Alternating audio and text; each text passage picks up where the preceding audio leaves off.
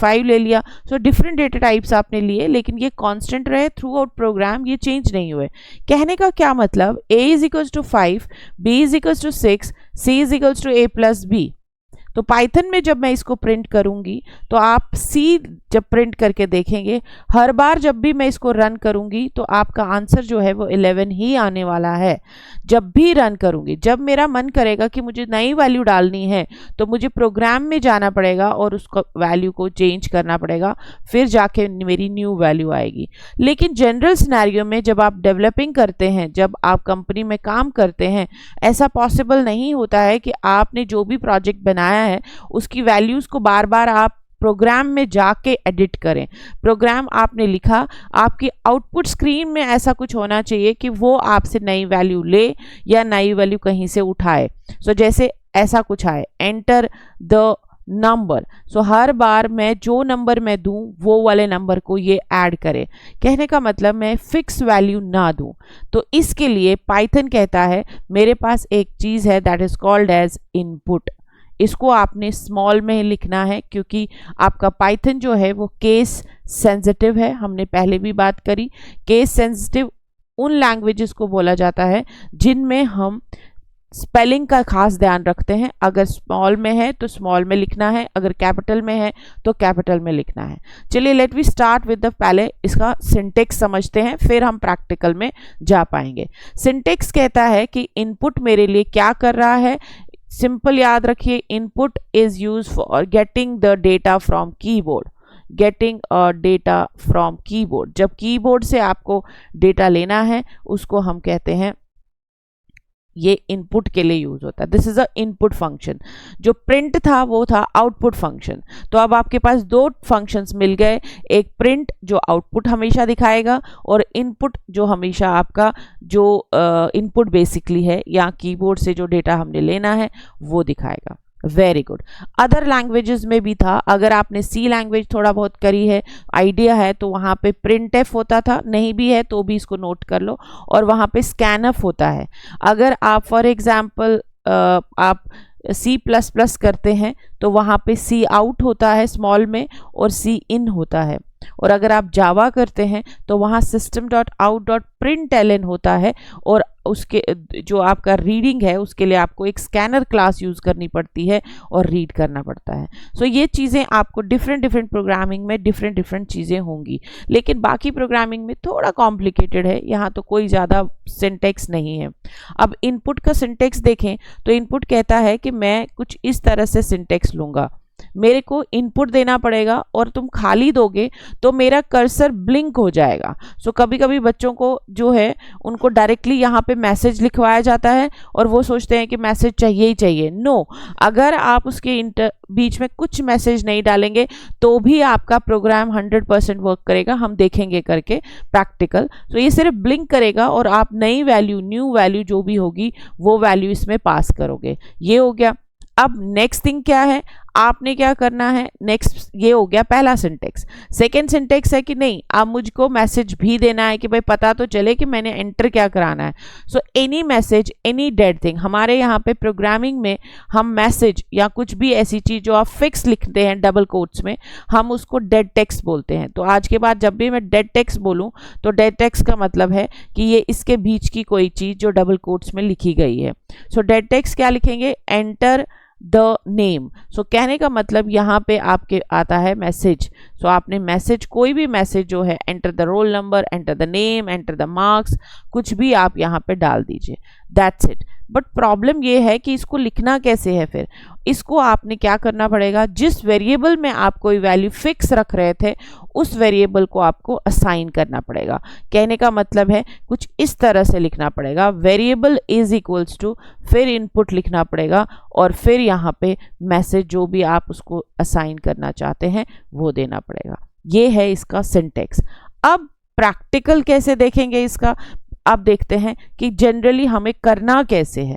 सो आप जाइए प्रैक्टिकल में, जो हमारा विजुअल स्टूडियो कोड है वो मैंने ऑलरेडी ओपन करा है, आप भी अपने स्क्रीन पे ओपन कर सकते हो साइड बाय साइड। जैसे मैं कह रही हूँ कि हमेशा प्रैक्टिकल जो है ट्रेनर के साथ ही कोशिश करो करने का। सो हमारे पास जनरली क्या करते थे, हम a इज इक्वल्स टू 9 लिखते थे। पहले हम जो हमारा कन्वेंशनल मेथड था उसको देखते हैं, फिर उसका ड्रॉबैक देखते हैं।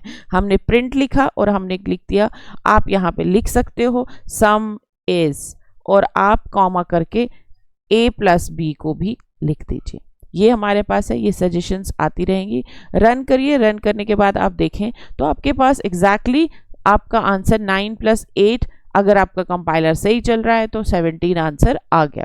वेरी गुड, ठीक है। लेकिन हर बार जब मैं रन करूंगी तो हर बार मेरे पास जो वैल्यू है वो 17 ही आने वाली है। I want to change, because as a project developer, as a Python developer, या जब भी आप डेवलपिंग में काम करते हैं तो आपकी डिफरेंट वैल्यूज कहीं से भी आ सकती है ना। तो आप यहाँ पे forcefully you need to go to the program and then you run it, and अब आपका आउटपुट जो है वो डिफरेंट आएगा। बट ये approach is not a good approach. So what we will do, we are not putting here value. what we will say, we say कि Python कहता है कि मेरे पास इनपुट है, तो इनपुट पैरेंथेसिस, पहला सिंटेक्स ले लेते हैं, और फिर इसके लिए भी एक इनपुट चाहिए क्योंकि 2 वेरिएबल्स हैं। ठीक है, अब इसको रन करिए। रन करने के बाद आप देखेंगे तो कर्सर ब्लिंक हो जाएगा जहाँ पे टर्मिनल है। अभी देखिए यहाँ कुछ दिखाई नहीं दे रहा आपको, पहले तो वैल्यू दिखाई दे रही थी, क्योंकि अब क्लिक करेंगे हम, आपको क्लिक करना पड़ेगा टर्मिनल पे, वो खुद ही नहीं आएगा। क्लिक करिए और देखिए कर्सर दिख रहा है आपको, मतलब ये हमसे कह रहा है कि एक नंबर तो ले लो। अभी भी कर्सर वहीं पे है, आप एंटर करिए, अगला नंबर ले लीजिए और आप एंटर करिए, तो जो नंबर आपने लिया उसको ये प्लस करेगा। बट देखें तो ये प्लस a + b नहीं कर रहा। पहले इसको कोई प्रॉब्लम नहीं हो रही थी, पहले ये बिल्कुल ठीक कर रहा था जब हम इनपुट नहीं दे रहे थे। ये एक चीज़ आपको नोट करनी है। लेकिन ये चीज़ आपको समझ में आ गई कि भाई हमने यहाँ कोई मैसेज नहीं लिखा, इसका मतलब है कोई मैसेज नहीं आएगा, बट आपको एज अ डेवलपर खुद ही समझना है कि भाई ये इंटीजर वैल्यू है, मुझे इंटीजर वैल्यू देनी है। क्यों, मैं बताती हूँ मैसेज का और क्या फ़ायदा है। रन कर दीजिए, रन करने के बाद यहाँ ब्लिंक हो गया। अब मैं यहाँ पे फॉर एग्जाम्पल मैं लिखती हूँ एनी नेम और फिर मैं यहाँ एंटर करती हूँ। आप देखिए अभी इसने मुझे रिस्ट्रिक्ट नहीं किया कि भाई मेरे पास सम इज, मैं कंकैटिनेट करने को नहीं कह रहा हूँ, मैं कंबाइन करने को नहीं कह रहा हूँ, मैं तो सम कह रहा हूँ।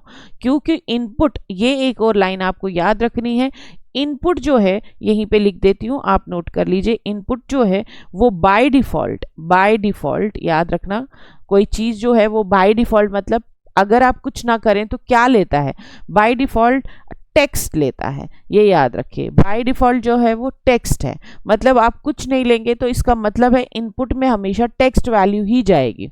अब आप बोलोगे नहीं भाई मेरे को तो सम ऑफ 2 नंबर करना है, तो मेरे को टेक्स्ट को क्या करना है, तो आपको क्या करना पड़ेगा, आपको इस इनपुट के आगे इसको कन्वर्ट करना पड़ेगा कि भाई तुम इंटीजर टाइप हो, सो आपको लिखना पड़ता है इंट।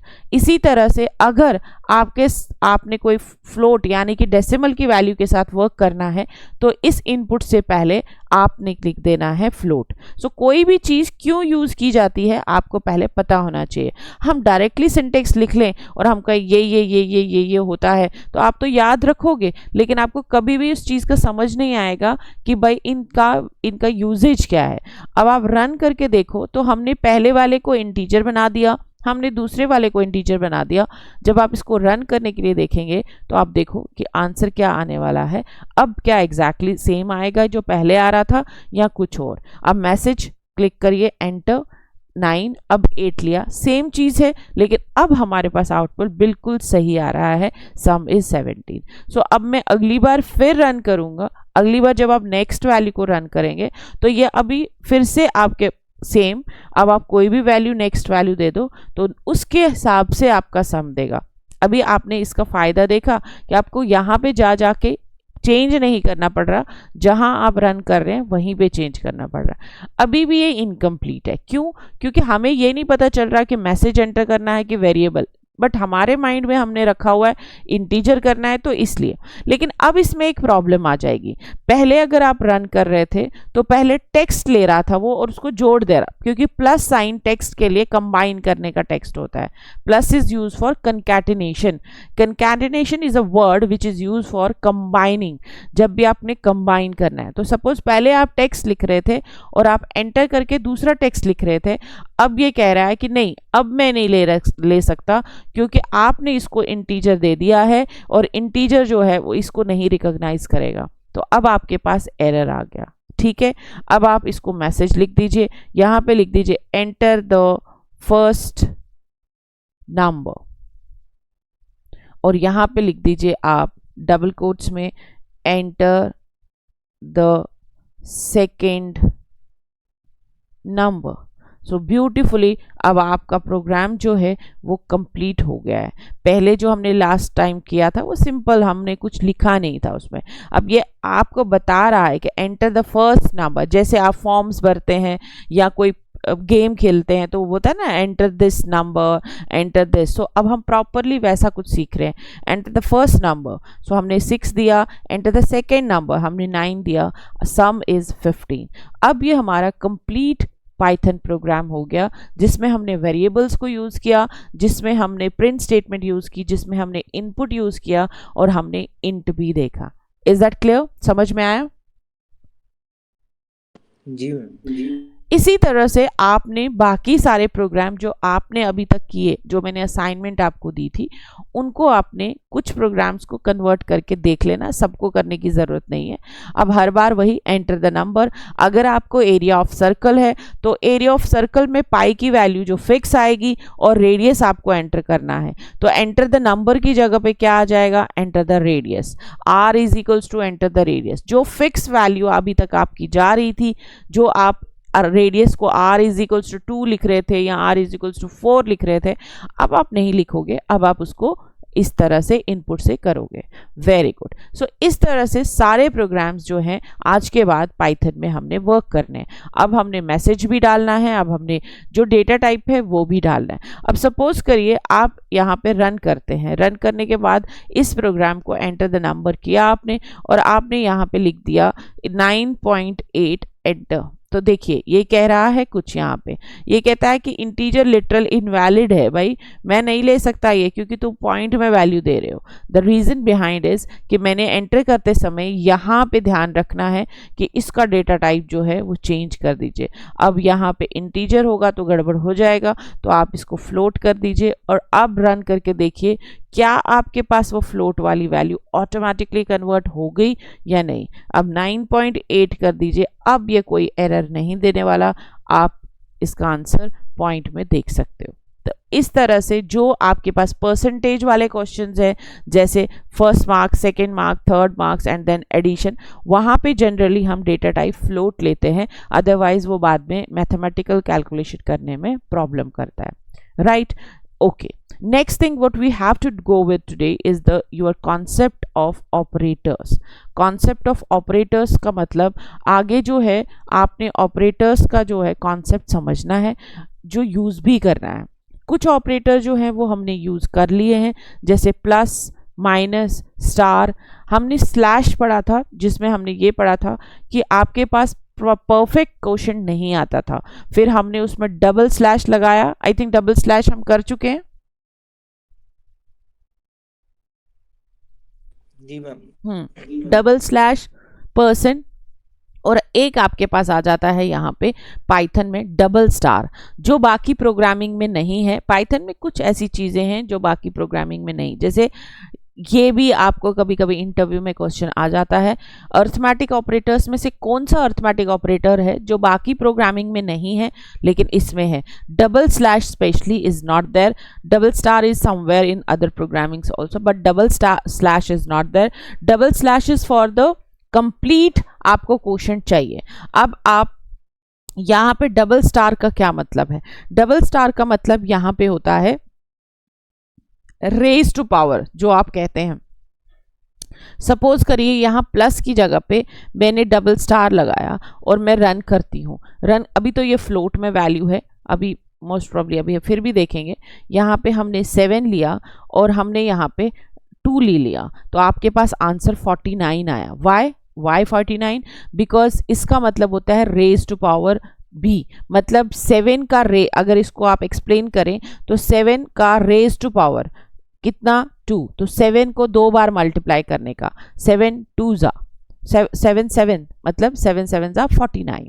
सो इस तरह से यहाँ पे इंटीजर की जगह आप फ्लोट की जगह इंटीजर ले लीजिए, या आप फिर से रन करने की कोशिश करें तो अभी पॉइंट में सिर्फ आंसर आएगा, बाकी कोई चेंज नहीं आने वाला है। रन करिए, एंटर द फर्स्ट नंबर।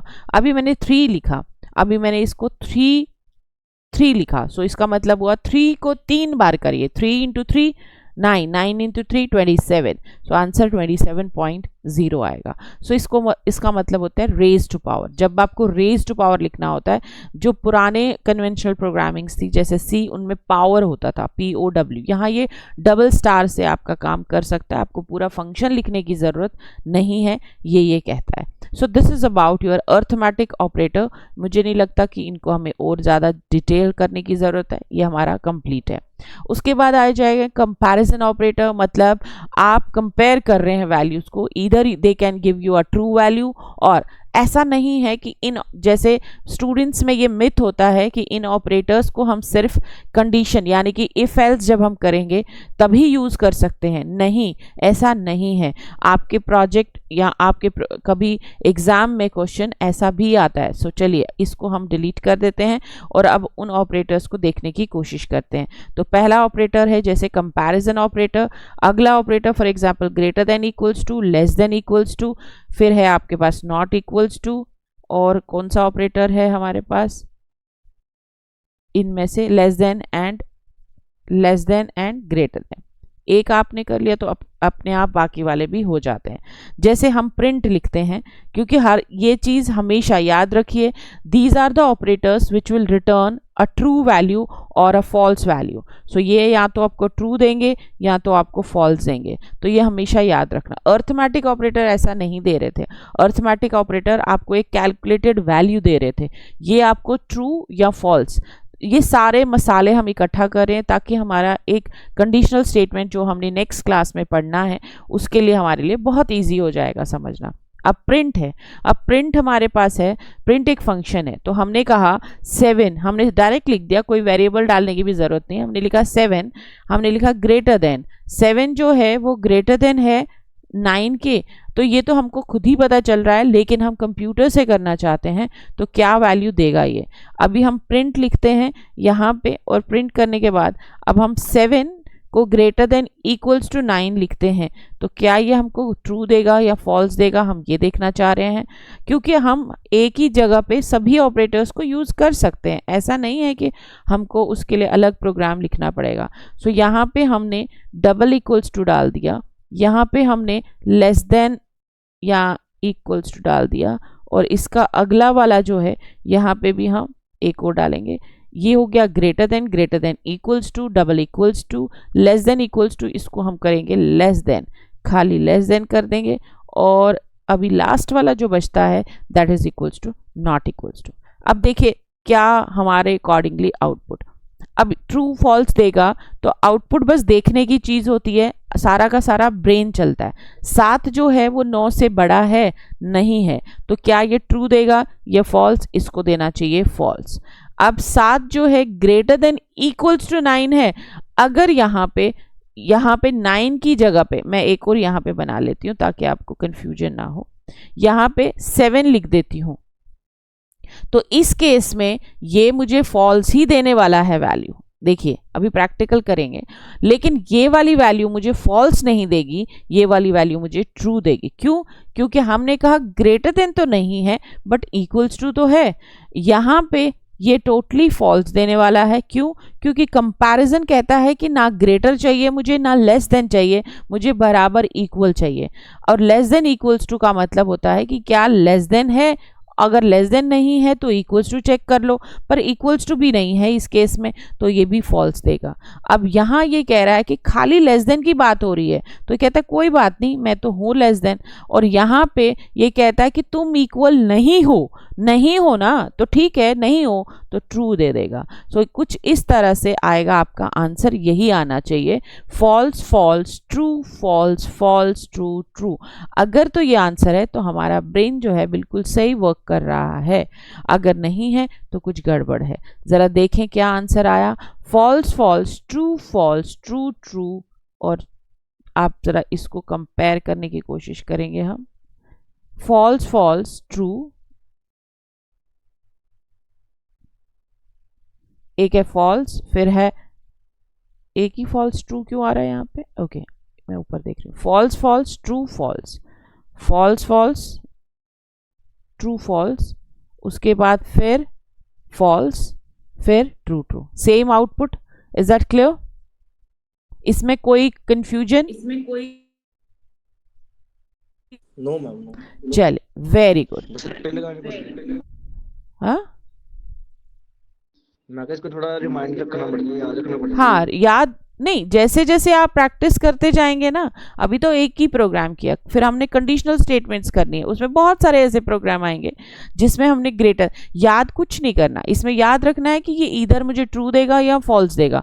मतलब कंडीशन में कहीं पे भी मैं आज के बाद ऐसा ग्रेटर देन साइन लगाऊं, इसका मतलब होता है कि लेफ्ट हैंड साइड वाली वैल्यू अगर तुमसे बड़ी है या छोटी है या इक्वल है या नॉट इक्वल्स है, उसके अकॉर्डिंगली आपको आउटपुट देने वाला है ये। ठीक है जी, ये हो गया। नेक्स्ट ऑपरेटर्स क्या कहता है, इसको अब हम कर देते हैं ऑफ। अब नेक्स्ट हमारे पास अगला ऑपरेटर जो है ये हो गया ट्रू फॉल्स वाला। अगला ऑपरेटर कहता है असाइनमेंट ऑपरेटर। असाइनमेंट का मतलब होता है कि आपने कोई वैल्यू असाइन करी, वेरी गुड, हमने कहा s इज इक्वल्स टू 8, ठीक है, हमने इसको प्रिंट कर दिया, वेरी गुड। इसमें क्या ही समझने वाली बात है, ये तो असाइनमेंट ऑपरेटर है। क्या बोल रहा है ये, यहाँ पे हम लिख देते हैं कि कौन से ऑपरेटर्स हैं, असाइनमेंट ऑपरेटर, जिससे आपको फ्यूचर में याद रहेगा, असाइनमेंट ऑपरेटर। अब ये कुछ और ऑपरेटर्स को भी जोड़ रहा है अपने साथ, यानी कि अगर आप रन करें तो रन करने के बाद आपको आंसर 8 आ रहा है, ट्रू फॉल्स भी क्यों दिख रहा है, नहीं, अभी हम रन करेंगे, ट्रू फॉल्स नहीं दिखना चाहिए, ओनली 8 दिखना चाहिए। यस, ओनली 8 हमको विजिबल हो रहा है। अब हम क्या करते हैं, जरा हम इसमें कोई वैल्यू को चेंज करने की कोशिश करते हैं। हम कहते हैं s इज इक्वल्स टू, ध्यान से समझना, अगर हमने s इज इक्वल्स टू कहा 9 और हमें प्लस 8 नहीं करना है, यही s की वैल्यू ही ऐड करनी है, तो हम कहते हैं s, और you can write it like this also, s plus 8। मतलब अगर मैं यहां पे प्रिंट करूं तो मेरी वैल्यू जो है s की 8 है, ये तो हमें समझ में आ गया, मैथ्स, बेसिक मैथ्स। सो ये वाली वैल्यू मुझे क्या मिलनी चाहिए, 8 मिलनी चाहिए, और अगली वैल्यू मैं इसको प्लस 8 कर रही हूं। सो प्लस 8 करो, प्लस 9 करो, प्लस कुछ भी करो, 8 से कंफ्यूज हो जाओगे। सो प्लस 9 करो, 8 प्लस 9 जो तुम्हारे पास आंसर आना चाहिए वो आंसर यहाँ स्टोर हो गया। तो अब आपने s अगर प्रिंट कराया तो आपके पास आंसर जो है वो 8 ना रह के अब आपके पास 17 आएगा। ये तो सिंपल बेसिक है, रन कर देते हैं, वेरी गुड, आंसर 100% वही आएगा जो हमने किया, चाहे आप इनपुट से करो चाहे कहीं से भी आप s की वैल्यू लो। आपने ऐड कर दिया, आपने क्या कहा, आपने कहा सेम बकेट है, इट्स द सेम बकेट। अगर इसको नहीं समझ आ रहा है कि क्या बात है, इसको थोड़ा सा हम इलैबोरेट कर देते हैं तो हमें समझ में थोड़ा बहुत आएगा। सो इसको ज़रा यहाँ पे लिख लेती हूँ मैं पेन, हाँ, s की वैल्यू आपने 8 रखी, मतलब ये आपके पास s है, बिगनर है इसलिए सब कुछ अच्छे से समझ रहे हैं। अब हमने कहा s is equals to s plus 9, तो s जो है वो पहले ही बकेट है, उस बकेट में 8 है, उसको प्लस कर दो, फिर इसी को प्लस करने को कह रहा है ना, यही s की बकेट है, तो s में 9 प्लस 8 जो है वो 17, मतलब आपके उस बकेट में इंटरनली अब 17 स्टोर है, ये है इसका मतलब। ठीक है जी, ये तो समझ में आ गया, लेकिन इसको समझने का क्या मतलब इतना, ये तो हमें पता है। इसको समझने का ये मतलब, जब लेफ्ट हैंड साइड और राइट हैंड साइड, ये सबके लिए नहीं है, समझ लीजिएगा हमेशा, ये इन ऑपरेटर्स को असाइनमेंट तो बोलते हैं लेकिन साथ में हम इनको कंपाउंड ऑपरेटर्स भी बोलते हैं, लिख लेना कहीं पे, कंपाउंड ऑपरेटर्स। कंपाउंड ऑपरेटर्स का मतलब जब आप दो ऑपरेटर्स को ज्वाइन करते हो। अब यहां कौन से दो ऑपरेटर्स हैं, यहां इक्वल भी है और प्लस भी है, लेकिन ये ऐसा नहीं होगा हर केस में। इस केस में आपको समझना है कि लेफ्ट हैंड साइड और right hand side, sorry, left and right की जो नेम है, वेरिएबल नेम, वो सेम होना चाहिए, तो ही हम ऐसा कुछ कर सकते हैं। अब आप बोलोगे क्या, एस यहाँ पे भी है और एस यहाँ पे भी है, तो आप क्या कर सकते हो, इस प्लस और इक्वल को ज्वाइन कर सकते हो और एस को एलिमिनेट कर सकते हो। अब आप बोलोगे क्या मतलब, आप इसी चीज को दूसरे तरीके से भी लिख सकते हो। मैं यहाँ नहीं लिखती ताकि आपको कंफ्यूज ना हो, इसको रहने देते हैं, एंटर कर देते हैं। मैं कहती हूँ एस इज इक्वल्स टू, आपकी सेम चीज पे एस इज इक्वल्स टू, लेकिन अगर मैं एस को अब करती हूँ तो और प्लस करेगा। सो एस इज इक्वल्स टू अगर मैं कर रही थी एस प्लस फॉर एग्जाम्पल 6, ऐसा कर रहे थे। अब इसको क्या करेंगे, इसको शॉर्टकट करेंगे, प्लस यहीं लिख देंगे, इक्वल्स टू कर देंगे और 9 कर देंगे। That is equivalent to this statement. जो हमने s is equals to S plus 9 किया, उसको हमने शॉर्ट में लिखा s प्लस इक्वल्स टू 9। तो हमने इसको, ये एक प्रोग्रामिंग में वो हमें तरीका बताता है जब लेफ्ट हैंड साइड और राइट हैंड साइड का बकेट सेम है जिसमें डाल रहे हो। This is not applicable to c is equals to a plus B. आपको मैं इधर भी ऐसे ही कुछ करूं, ऐसा नहीं कर सकते क्योंकि यहाँ दो वेरिएबल्स हैं, अलग अलग साइन, प्लस इक्वल्स टू कैसे करेंगे। If you want to write it तो कैसे लिखेंगे, c plus equals to a b, क्या लिखेंगे, कुछ नहीं लिख पाएंगे। सो इसलिए ये चीज ऐसी चीजों के लिए एप्लीकेबल नहीं है। This is only and only applicable जहां left hand and right hand side वाला जो एडिशन जिससे हो रहा है वो सेम आ रहा है। तो हमने s प्लस इक्वल्स टू 9 कर दिया, मतलब अगर हम इसको अब रिप्लेस कर दें, इसको हटा देते हैं क्योंकि तभी आपको समझ में आएगा, प्लस इक्वल्स टू 9 कर दूं मैं, जो मैं पहले भी कर रही थी। अब अगर मैं रन करूं तो आपको होगी कि मैम आपका कहने का मतलब है कि आउटपुट सेम आएगा। बिल्कुल एग्जैक्टली सेम आएगा क्योंकि उसका मतलब ही वही है। तो आपने कंबाइन किया, आपने उसको कंपाउंड ऑपरेटर बना दिया।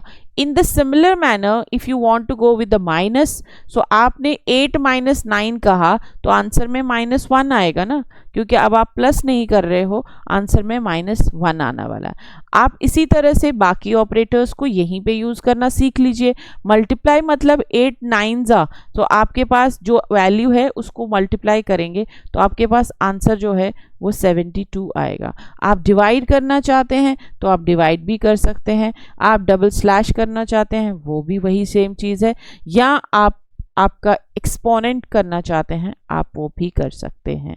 ठीक है, सो इस तरह से डिवाइड, डबल स्लैश करूंगी तो डबल स्लैश मतलब 8 डिवाइड बाई 9, सो 9 को तो होना ही नहीं ना, सो 8 तो छोटा है, सो 0 आंसर आना चाहिए। 9 जीरो जा, सो 0 आएगा ना आंसर। ये समझ में आया, 0 कैसे आया? जी ma'am, simple basic mathematics, basic mathematics. So इस तरह से आपने जो ऑपरेटर्स को यूज़ करना है, जब आपको ऑपरेटर्स को यूज़ करना आएगा तो आगे की कहानी आपके लिए बहुत इजी हो जाएगी।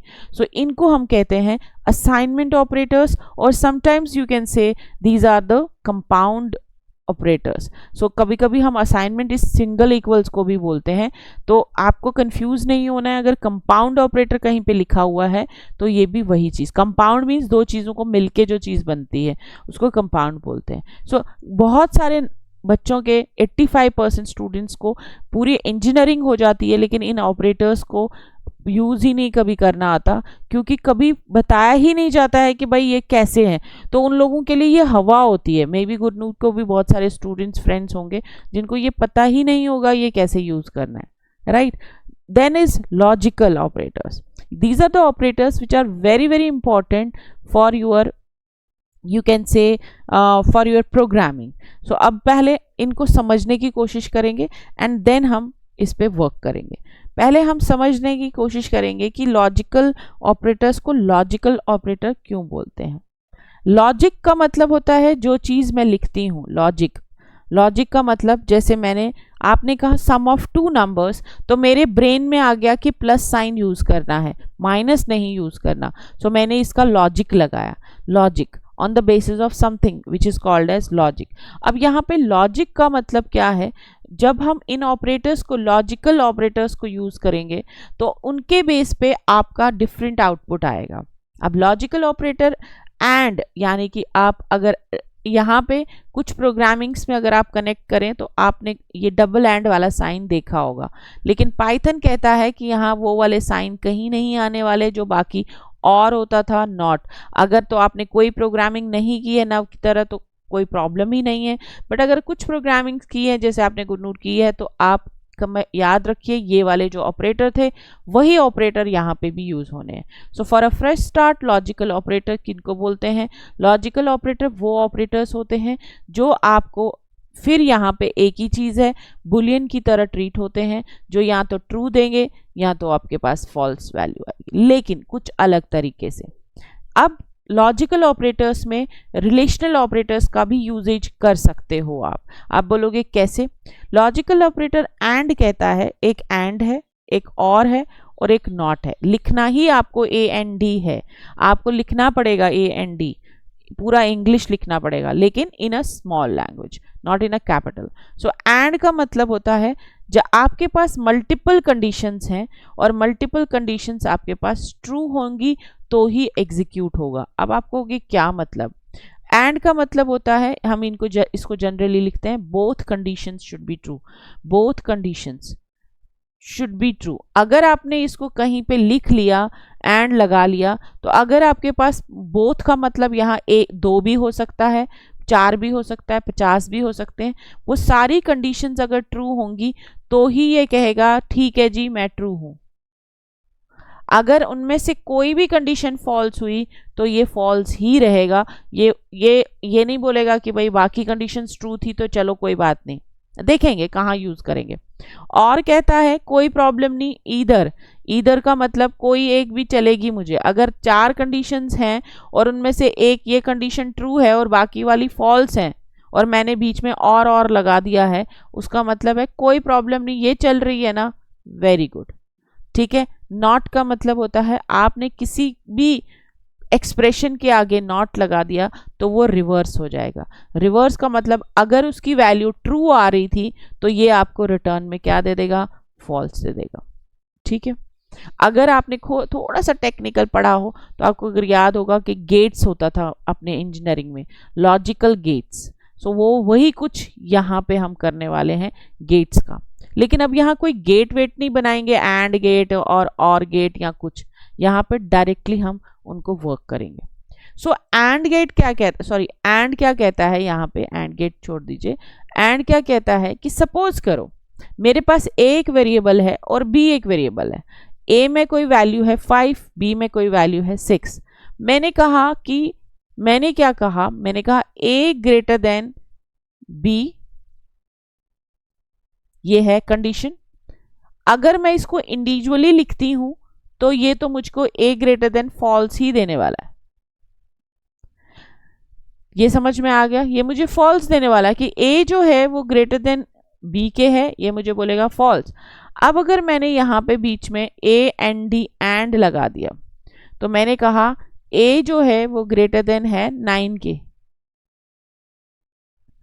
अब यहाँ पे दोनों ही कंडीशंस फॉल्स हैं तो ठीक है, फॉल्स तो है, फॉल्स ही रहेगा।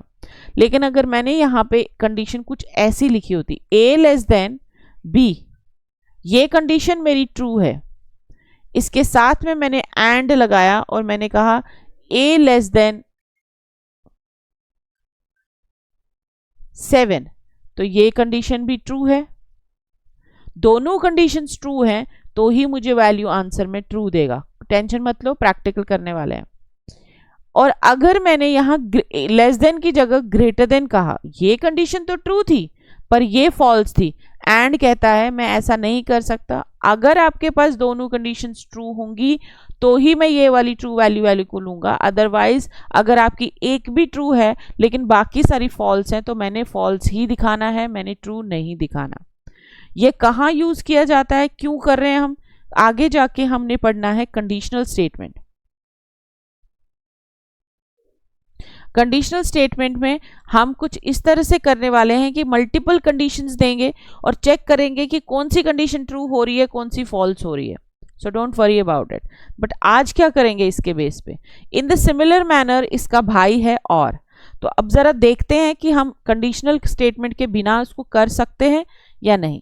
चलिए पहले कर देते हैं इसको ऑफ, इनको मैं फिर बाद में आपको व्हाट्सएप कर दूंगी। चलिए यहां पे हो गया। अब the first thing what we have to do, पहला चीज क्या है, लॉजिकल ऑपरेटर लिख लेते हैं। हमने कहा suppose a is equals to 9, ठीक है, b इज इक्वल्स टू 7। आप इनपुट भी कर सकते हैं, बट फॉर द यहां पे हमारा कंसंट्रेशन इनपुट को यूज करना नहीं है, concentration is for the logical operator, so we are working on that. So what we are going to, a is equals to 9, b is equals to 7. So what I do, मैं यहाँ पे print करती हूँ। Suppose करिए if I say print and I say a is greater than b, if I try to run the code, a तो greater than है ना, 9 is greater than 7. So जरा run करके देखें, so whether it's working or not. It says true, very good. It gives us true value, very good. Now if I just go with the another expression, that is a statement now to execute. So I say a is greater than b, it's fine, we know that. And I say a and d, and यहाँ पे not in, and और मैंने कहा क्या and क्या करना चाह रहे हो, मैं कहती हूँ a is greater than 8. So a is 9, 9 is greater than 7, whether 9 is greater than 8. The both conditions are true, so it will give you the answer true, because and बीच में लगा है कि दोनों true होने चाहिए. The first true is for the first and second true is for the second one, anding वाला. But if instead of this, if I just go with this print statement now, if I say print a greater than b, that is true condition, I say and, बीच में suggestion आ जाता है ये, and space. Now this time I'm saying less than 8. So 9 is less than 8. No, this condition is false and this condition is true. So it will give you the false result. Right? So this is automatically just you have to just watch that क्या हो रहा है. बाकी सब mind में आपने जो समझा वही होने वाला है. Now if I just try to put one more thing here, and is okay. Now if I say print, okay, now this time I say a is less than b, the first condition. So a जो है वो less than b है नहीं है ना, condition तो false है. Now if you just go with the condition and you will see the condition is false, right? And if this is false and if I say and a is less than 8, this is also false. False, this is false, the second one is false, and result will be the false, because false तो है तो false ही रहेगा ना. So and क्या कहता है, and कहता है कि मेरे को अगर तुमने conditions जो हैं वो true दे दी तो ही मैं true लेने वाला हूं, otherwise I will give a false value.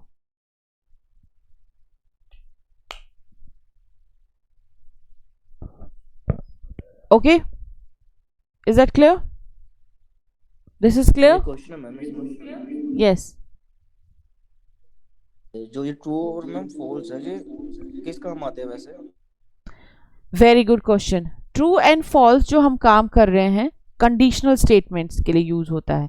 Conditional statement मतलब अगर कल को आपका प्रोजेक्ट का सिनेरियो आप देखें, आप रेलवे रिजर्वेशन करते हैं, वहां पे आप टिकट निकालते हैं, अगर आपने एज आपकी 0 दे दी तो क्या आपकी टिकट निकलेगी? नहीं, वो कहेगा आप अंडर 18 अगर आप लिखते हैं वोटिंग के लिए जाते हैं तो वहां आपका वोटिंग नहीं होगा सॉफ्टवेयर के थ्रू, क्योंकि सॉफ्टवेयर में लिखा गया होगा कि एज अगर ग्रेटर देन है 18 और अगर आप टिकट निकाल रहे हैं तो ग्रेटर देन 0, ये हो गया कंडीशन.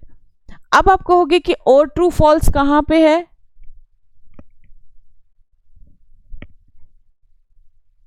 और ट्रू फॉल्स कहां पे है? तो कहने का मतलब ये है कि अगर मैंने अब रेलवे की एग्जाम्पल में दूं, अगर मैं आपको रेलवे की एग्जाम्पल दूं, रेलवे में क्या होता है? टिकट मिलती है. Very good. आप वहां पे एज अ सीनियर सिटीजन या कॉलेज वाले बच्चे जैसे जाते हैं तो उनके लिए एक कंसेशन होती है. कंसेशन मतलब अबव 65 है एज और ग्रेटर देन आपका कोई एज है 60, राइट? एंड अगर कोई कैटेगरी है तो इतना, आप उसको इतना कंसेशन दे दो, राइट। आपने बहुत जगह देखा होगा कि बोला जाता है कि ये है और ये चीज़ है, तो दो चीज़ें जब आपको चाहिए कहीं पे, तो आपका सॉफ्टवेयर वैसा बनाया जाता है कि ये चीज़, अच्छा अगर आप रेस्टोरेंट में जाते हैं तो आप कहते हैं आपने बर्गर लिया, साथ में आज की डील है अगर आप इसके साथ पिज़्ज़ा ले लेते हैं तो आपको कोल्ड ड्रिंक फ्री मिलेगी, है ना। तो वहाँ पे इफ़ लिखा होता है कि if user has purchase burger is equals to pizza, जो भी आइटम रखी होगी, and item is equals to pizza. तो जो आपने एंटर किया उसको इंटरनली सॉफ्टवेयर में मिला कि हाँ जी दोनों चीज़ें मिली हैं, मतलब दोनों ही ट्रू हैं, तो आपके पास कंडीशन ट्रू हो जाती है और आपका बिलिंग सिस्टम उसके अकॉर्डिंगली बनता है। Is that clear? मान लो कि मैम मेरा ट्रू आ जाता, उसके बाद नेक्स्ट कोड कैसे चलेगा? आपके पास ट्रू, वही तो हमने वही करना है। आगे नेक्स्ट क्लास में हम सीखेंगे इफ। मैं थोड़ा सा आइडिया दे देती हूँ क्योंकि माइंड में क्वेश्चन नहीं रहना चाहिए। हमने लिखा इफ, हमने कहा if A is greater than B, ये लिखा मैंने, और मैंने कहा एंड, मैं लिख देती हूँ, मैं आपको आगे सिंटेक्स फिर करवाऊंगी। मैंने कहा ए जो है वो ग्रेटर देन बी के है, हाँ जी है, और ए जो है अगर वो ग्रेटर देन किसके हो, फॉर एग्जाम्पल 23 के हो, कुछ ऐसा, तो भी, तो क्या करना, यहाँ पे कॉलन लिखना पड़ता है हमें। तो मैं कहूंगी प्रिंट कर दो नव, फॉर एग्जाम्पल, राइट। अब इस चीज को हम थोड़ा सा बंद कर देते हैं ताकि हमें वो सिर्फ समझ में आए जो तुम पूछ रहे हो, राइट। अब मैं इसको रन करूंगी, रन करने के बाद ये कहेगा कि 9 जो मेरा जो फर्स्ट वैल्यू था वो क्या था, फर्स्ट वैल्यू जो है यहाँ पे 9 है, 7, क्या 9 7 से ग्रेटर है? हाँ जी है, बिल्कुल है जी। एंड 9 जो है 23 से ग्रेटर है? नहीं है जी। And means both the condition should be true, both नहीं है ना, तो नाउ प्रिंट नहीं हुआ। Are you getting my point? अब अगर a ग्रेटर देन 23, हम अब कह रहे हैं a जो है ग्रेटर देन है, तो अब क्या करिए, इसको a को 90 बना दीजिए, रन कर दीजिए और देखिए जरा अब जो इनपुट हम दे रहे हैं तो क्या उसके अकॉर्डिंगली वो आउटपुट आपको दे रहा है या नहीं दे रहा। सो हमने अब उसको कंट्रोल कर लिया। सो वही हमने नेक्स्ट सेशन में पढ़ना है, कंट्रोल स्टेटमेंट्स। तो अब ये ऑपरेटर्स के बेस पे हम वो करेंगे। अगर आपने ऑपरेटर्स नहीं पढ़े होंगे तो ये चीजें नहीं हो पाएंगी। Is that clear? Okay ma'am. अब क्लियर है? Yes ma'am. ग्रेट। चलिए, this is about your AND operator. In the similar manner, there is another operator that is called as OR operator. OR operator क्या कहता है, मुझको कोई tension नहीं है, तुम एक भी कोई कंडीशन चलेगी तो मेरे को कोई प्रॉब्लम नहीं है। देखो यहाँ पे जो ये वाला कॉन्सेप्ट था, अगर मैं यहाँ लेके आऊँ, so print A is less than B and A is less than A, यहाँ पे अगर हम करें, इसको लेके चलते हैं ये वाली लाइन। सो यहाँ पे print A greater than B है, 90 is greater than B, yes it is, and A is less than, no। so ये मुझको इस लाइन को अगर मैं पहले प्रिंट करूं, ये वाली लाइन को, या आपको दिखा देते हैं। अभी पाइथन में एक और चीज़ है, कहीं पे भी कर्सर नहीं रखना, नहीं तो वो वर्क नहीं करेगा, बीच में बाहर रखने का। रन कर दीजिए, रन करने के बाद देखिए तो ये हमारे पास वैल्यू फॉल्स दे रहा है, ये कहता है कि फॉल्स है। अब इसी की जगह पे, अब इसी भाई को मैं एंड न लगा के इसको मैं और कर देती हूँ, अलग से करते हैं ताकि आपको समझ में आए। A ग्रेटर देन B, अब मैं OR और लिख देती हूँ, ऑटोमेटिकली कीवर्ड है यहाँ पे। आपने फिर वही लिखा A लेस देन 8, पहले क्या कह रहा था, फॉल्स। अब अगली बार यहाँ पे ट्रू आना चाहिए, क्यों? और कहता है मुझको एंड नहीं, एंड मतलब मेरे को कोई मतलब नहीं अगर 50 कंडीशंस तुमने दी है, अगर मुझे एक भी कंडीशन ट्रू मिल जाती है तो चल पड़ेगा। कभी कभी कहते हैं ना कि जैसे आप कहीं पे परचेज करने जाते हैं तो वो कहते हैं ना ये कार्ड भी चलेगा, वो भी चलेगा, ये ICICI का भी है, येस बैंक का है, उसका है, SBI का है, कोई भी कार्ड चलेगा आपको, उससे हम डेबिट कर लेंगे। उसमें और लगा होता है, उन्होंने इंटरनली प्रोग्रामिंग में और लिखा होता है, ये कार्ड, ये कार्ड, ये कार्ड। अगर वो कार्ड आपके पास अवेलेबल नहीं है, जो उनके सिस्टम में नहीं है, तो वो वर्क नहीं करेगा। और लिखा होता है, एंड नहीं लिखा होता है वहाँ पे प्रोग्रामिंग में। अगर एंड लिखा होता तो आपको एक टाइम पे बिलिंग सिस्टम में सारे ही कार्ड देने पड़ते। रन कर लीजिए, रन करने के बाद आप देखिए अब ये नीचे वाली वैल्यू को ट्रू देगा, क्योंकि मैंने एक स्लाइड सी चेंज जो की उससे इसको फर्क पड़ गया। इसने कहा कोई बात नहीं, ये तो ट्रू है ना, लेकिन अगर ये भी फॉल्स होता तो भी ये ट्रू नहीं देगा। अगर जो फॉल्स है वो फॉल्स ही रहेगा, फॉल्स और फॉल्स, तो फॉल्स और फॉल्स क्या होगा, फॉल्स ही होगा। सो ये एंड की जगह पे नहीं यूज होता है, जहां पे हमको कोई भी एक कंडीशन चल जाएगी। 10 कंडीशंस भी हैं तो भी जरूरत नहीं है कि सारी फुलफिल होनी चाहिए। ये हो गया आपका। और नॉट बिल्कुल रिवर्स है। नॉट कुछ नहीं है, एक नॉट गेट की तरह। जैसे आपने प्रिंट किया और आपने लिखा ए ग्रेटर देन है बी के, तो हमने कहा ए जो है वो क्या है, 90 है। 90 जो ग्रेटर देन है ना, वो तो अभी अभी हमने देखा। इसको हम कमेंट कर देते हैं ताकि, हाँ चलिए जी, अब रन कर देते हैं। रन करने के बाद देखिए आपके पास आउटपुट क्या, देखो मैंने क्या कहा था, आप कर्सर कहीं पे रखोगे ना तो वर्क नहीं करेगा, ये सिलेक्ट हो जाएगा। तो इसलिए इसको बाहर कर्सर यहाँ पे रख लीजिए, रन कर लीजिए और देखिए कि आपके पास आउटपुट क्या आने वाला है। यहाँ पे आउटपुट आएगा ट्रू। द रीज़न इज कि ये ट्रू ही है।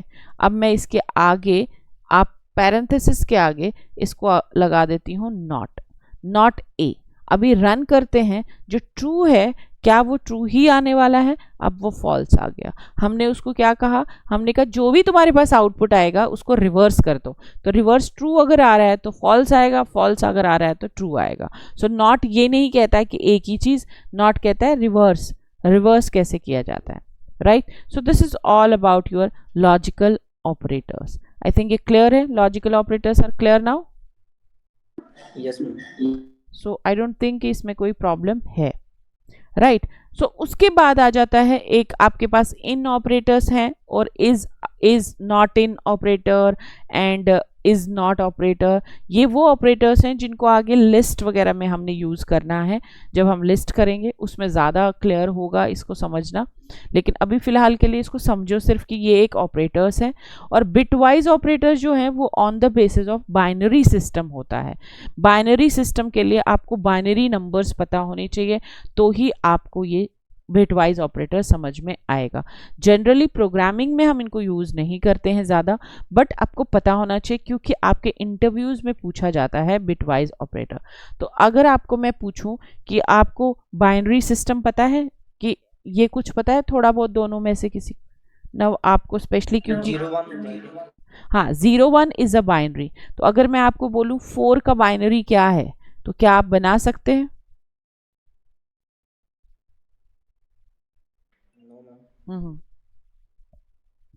सो को तो नहीं है, क्यों कोई प्रॉब्लम नहीं है। गुन्नू ने तो किया होगा। गुन्नू बताओ 4 का बाइनरी कितना आएगा? मैम वो 4 लिखने पड़े, पूरा टेबल बनाना पड़ेगा ना इसका, 0-1 0-1 0-1। नहीं, ट्रिक यूज करनी है ना बेटा। 1 2 4 आंसर 1 0 0, ये है बाइनरी। ठीक है, यही होता है जब हम प्रैक्टिस करते हैं ना बच्चे। कॉलेजेस में क्या होता है, वही जल्दी जल्दी करते हैं तो तभी ये सारा बेड़ा गर्क हो जाता है। जो अब क्या फ़ायदा, जो टेक्निकल है और जो नॉन टेक्निकल है सेम ही है। अब चलिए दोनों को मैं एक अच्छी तरह से, और आज के बाद आप लोगों ने नहीं कभी बोलना है कि हमें नहीं पता। बाइनरी नंबर वो नंबर्स होते हैं जो 0-1 है, ये तो हमें समझ में आ गया। बिटवाइज ऑपरेटर्स बेस्ड ही हैं किसके, बाइनरी। जब तक आपको बाइनरी सिस्टम नहीं पता होगा, नंबर सिस्टम, तब तक इसको तो समझ में आएगा नहीं कि ये एंड क्या करता है और क्या कर रहा है। अब चूंकि पूरा लेक्चर नहीं हम करेंगे number decimal to number convert करना या नंबर टू डेसिमल, जस्ट थोड़ा सा समझने की कोशिश करेंगे, इसको याद रखना।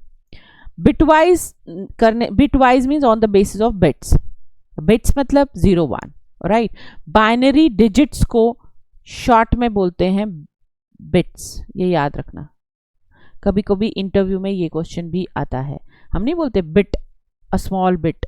बिट का मतलब बाइनरी से बाय निकला है और यहाँ से IT निकला है।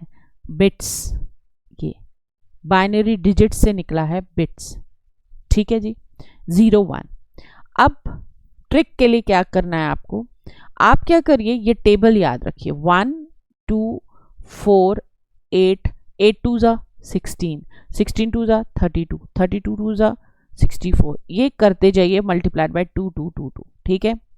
जो नंबर हमने मांगा, सपोज करो मैंने कहा 33 का बाइनरी क्या है, आपने क्या करना है, जो नियरेस्ट लोकेशन है उसको पकड़ना है। 33 किसका कॉम्बिनेशन बनेगा, 32 प्लस 32 है मेरे पास, 32 प्लस 1, सो जहां आपको मिल रहा है उसको 1 कर दीजिए और जो बाकी उसके बीच के हैं उनको 0 कर दीजिए। सो ट्रिक कहता है कि ये आपका बाइनरी है। आप कहीं पे भी इसको सर्च कर दीजिए, 33 का बाइनरी ये होगा। इन द सिमिलर मैनर सपोज मैंने कहा 16, मैंने कहा 23 इसका, क्योंकि जो अटपटे हैं उन्हीं का बाइनरी जो है टाइम लगता है। सो 23 किसका कॉम्बिनेशन बनेगा, क्या 16 प्लस 8 का बनेगा, नहीं, ये तो 24 हो गया, लेकिन 16 को तो यहाँ से ले सकते हैं ना हम, तो 16 ले लिया, उसका नियरेस्ट 8 नहीं पकड़ सकते क्योंकि 8 ज़्यादा हो जाएगा। सो हम 4 लिए, 16 प्लस 4 कितना होता है 20 प्लस 2 22 प्लस 1 1 1 1 और ये यहाँ 0 आएगा और यहाँ पे हमने 16 भी लिया था ना, तो 8 की जगह 0 आएगा ना सिर्फ। सो 1 0 1 1 1, सो ये कितना है देखिए 1 2 4, ये 7 बन गया और 7 और ये कौन सी पोजीशन है 16 की, तो 16 और 7 कितना होता है 23, तो ये आपका आंसर आ गया बाइनरी। ये क्लियर है, ट्रिक समझ में आई? Yes ma'am. जहां पे है वहां इनेबल कर दो, उसको हम बोलते हैं इनेबल करना, यानी कि 1 लिख दीजिए, और जहां पे नहीं है उसे डिसेबल कर दो, ये लिख नोट कर लेना, वहां पे 0। बस ये ट्रिक याद रखनी है आपको, ठीक है। अब क्वेश्चन है बिट वाइज तो समझ आ गया कि 4 का बाइनरी, 3 का बाइनरी, 2 का बाइनरी, लेकिन एंड क्या होता है फिर? एंड का मतलब आपको लॉजिकल गेट्स पता होनी चाहिए, इसके लिए नहीं पता है कोई प्रॉब्लम नहीं। एंड कहता है एंडिंग करनी है भाई। एंडिंग का मतलब आप सिंपली जो एंड का टेबल था, एंड का टेबल था कुछ मल्टीप्लिकेशन, अगर हम हमारे नॉन आईटी की तरह हम समझे तो मल्टीप्लिकेशन, 0 0 का 0 आएगा, 0 1 का 0 आएगा, 1 0 का 0 आएगा, 1 1 का 1 आएगा। ये समझ में आया? Yes ma'am. मतलब अगर मैंने कहा, कुछ क्वेश्चन मैंने ऐसे दिया, मैंने कहा 4 बीच में एंड ऑपरेटर 2, अब मैंने greater than, less than equals to, not equals to, and operator, A and D operator वो नहीं लगाया। बच्चे कंफ्यूज हो जाते हैं। एंड यहाँ पे पाइथन में एंड ऐसे नहीं लिखते, वो वाला लॉजिकल ऑपरेटर, यहाँ ए एंड डी ही लिखते हैं। अगर पाइथन में ये एंड लिख रहे हैं इसका मतलब है बिट वाइज, याद रखिए। बिट वाइज का मतलब अगर मैं 4 एंड 2 लिखूं तो पहले तो 4 का बाइनरी निकालिए, 4 का बाइनरी है अभी अभी निकाला हमने, 0 1, यहां पे ट्रिक याद रखिए, और 2 इसका एंड करना है, मतलब मल्टीप्लाई। आंसर क्या आया? 0 ही तो आया। ये समझ में आया? पहले ये बताओ। थोड़ा थोड़ा। इसमें क्या कंफ्यूजन आई बता, क्योंकि बाइनरी नहीं पता है ना, इसलिए। अब सबसे पहले आपको कुछ इस तरह से पूछा जाएगा पाइथन में, प्रिंट ए में तुमने 4 लिया, बी में तुमने 2 लिया, ए एंड बी, सो आपका आंसर तो वहां 0 आएगा। अब वो आपको अगर नहीं समझना है कि कैसे 0 आ रहा है, बस याद रखना है, वो ठीक है, लेकिन चूंकि कल को आपने इंटरव्यू देना है तो आपको पता होना चाहिए कि इंटरनली वो क्या कर रहा है। आपको सिस्टम पे कुछ नहीं दिखेगा, ये कुछ नहीं बनते हुए दिखेगा, आपको सिस्टम में सीधे आंसर दिखेगा। अभी देखेंगे हम ये कैसे हो रहा है। उसके लिए पहले आपके जो भी बाइनरी नंबर है उसको बनाओ। बाइनरी नंबर 4 है तो 4 इनेबल होगा, बाकी 0 होते हैं, 4 डिजिट लेने होते हैं, ठीक है जी। अब 2 चाहिए तो 2 इनेबल कर दो, बाकी 0 कर दो, 2 ले लिए।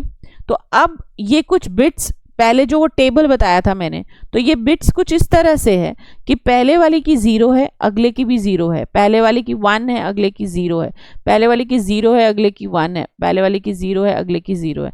तो बनाओ इसको, 0 0 क्या आएगा 0, 1 0 क्या आएगा 0, 0 1 क्या आएगा 0, 0 0 क्या आएगा 0। तो अगर ये देखें तो ये किसका नंबर, किसका वो डेसिमल है, 0 का ना, 0 ही है। आर यू गेटिंग और नॉट?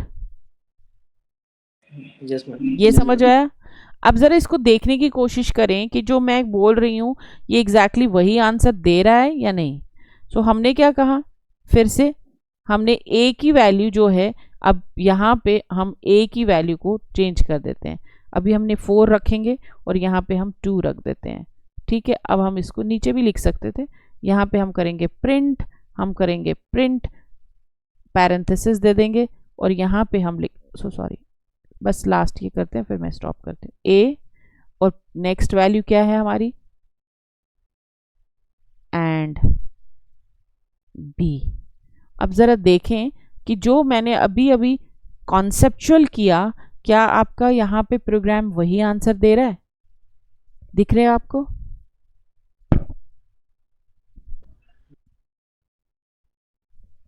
एग्जैक्टली सेम चीज है, 0 जो हमने वहां पे कॉन्सेप्ट में किया, राइट। सो कोई प्रॉब्लम नहीं है, इसको हमने फिर से करना है क्योंकि हमने प्रॉपरली बिटवाइज ऑपरेटर्स फिर से पढ़ने हैं।